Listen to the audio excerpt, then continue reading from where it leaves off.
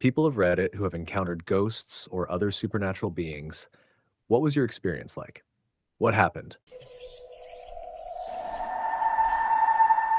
It all began when I was a kid, growing up in a small town nestled at the edge of an ancient forest.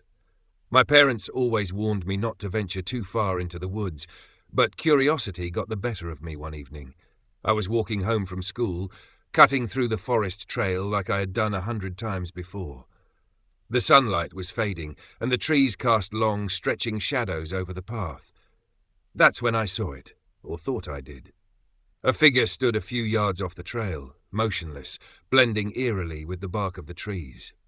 At first, I thought it was someone I knew, but there was something wrong. Its head tilted unnaturally, its limbs were too long, and its face didn't seem to belong. It was like a crude mask of human features stretched over something else. I blinked, and it was gone. My heart was pounding, but I convinced myself it was just a trick of the light or my overactive imagination. I didn't tell anyone. Years passed. I moved to the city for college, got a job, and left the sleepy little town behind. Life was good. Fast-paced, noisy, but good. The forest became a distant memory until I returned home to visit my parents. My best friend Sam was getting married, and I decided to host a small barbecue in his honor in the backyard of my childhood home. That night it was just the four of us, Sam, his fiancée Lily, my other two friends Eric and Michelle, and me. The forest loomed in the background, tall and imposing, but the flickering glow of the fire and the laughter made it feel harmless. Lily left early, claiming she had a long drive back and an early start in the morning. We joked about how Sam would survive one night without her, and the party continued. It must have been around midnight when we first heard it. A faint voice calling from the woods.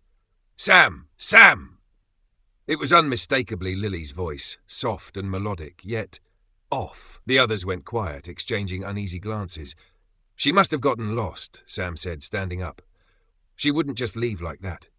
Eric grabbed his arm. "Wait, you said she left an hour ago. She's probably halfway home by now. Let's not jump to conclusions." But Sam wasn't listening. The voice called again, closer this time, and we all turned toward the tree line. That's when we saw the shadow. It moved like a whisper between the trees, darting too quickly for something human. Then came the sound, a wet, guttural noise, like an animal trying to mimic human speech. I could see Sam's face change. His panic turned to desperation. "Lily's out there. I need to get her." He grabbed a flashlight and started for the trees.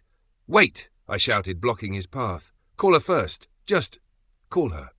He fumbled for his phone, his hands trembling. The ringing seemed to stretch forever before Lily picked up. Her groggy voice came through the speaker, confused and annoyed. "What? I'm home, Sam. I was sleeping. What's going on?" Sam froze, the flashlight trembling in his grip. You're home?" "Yes. What's wrong?" I grabbed the phone and whispered for her to stay on the line. Sam looked back at the woods, his confusion giving way to dread. That's when the voice called again, closer, sharper. "Sam, help me." The flashlight beam shook as he turned it toward the source of the sound. The shadow stepped forward. It wasn't Lily. It wasn't human. It stood on two legs but moved like an animal, its body jerking and twisting as if trying to remember how to walk upright. Its skin was pale, stretched thin over a gaunt frame, and its face was the worst part. It looked like Lily, but wrong. The eyes were too large, the mouth too wide, filled with jagged, broken teeth. It opened its mouth and let out a sound that was half a scream, half a growl. We stumbled back toward the house, pulling Sam with us. But he wouldn't stop staring. That's her voice," he kept muttering.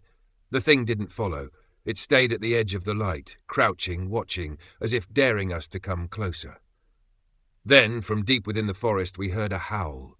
It was long and mournful, echoing through the trees, and the creature's head snapped toward the sound. For the first time, it looked afraid. It let out a guttural screech and retreated, its twisted limbs dragging it back into the shadows. The howling grew distant, and the forest fell silent once more. We didn't sleep that night. None of us did. Sam sat by the window, staring out at the woods until dawn. The next morning, he apologized to Lily, claiming he must have imagined the whole thing, but I knew better. I remembered the figure I had seen as a child, the unnatural way it had moved, the feeling of being watched. The forest isn't safe. it never was.